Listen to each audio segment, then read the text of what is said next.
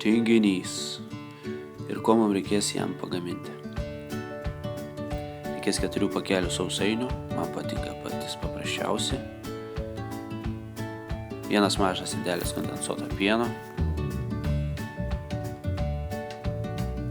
2 cukraus šaukštai ir 6 kakavos valgomieji šaukštai.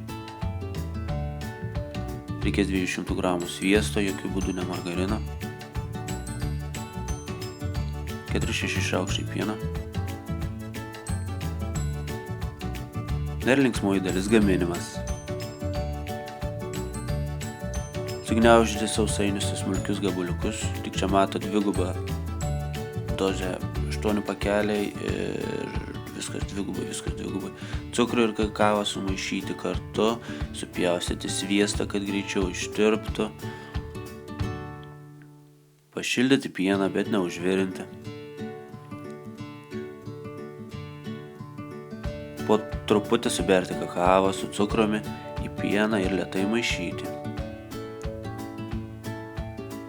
Maišyti, kol pasidarys skystas šokoladas be jokių grumstelių. Įdėti vieną po kito sviesto skilteles ir išmaišom.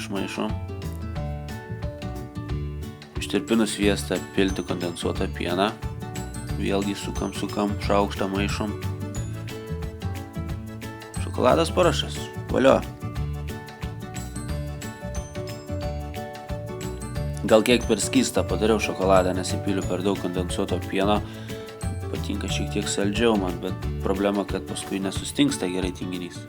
Tada supilam karštą šokoladą ant sugniaužytų sausainių. Kepimo indą išdėti popieriumi iš sausainių pakelių, tada nesulimpa tinginys su šito kepimo indu ir galima lengvai išimti.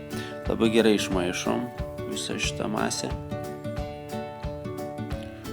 Supilti ir į paruoštą indą ir sulyginti paviršių, kad estetiškesnis vaizdas būtų. Sulyginus paviršių palikti atvėsti, o kai jau atvėsęs, galima tinginį įdėti į šaldytuvą keletą valandų, kad jisai sukietėtų.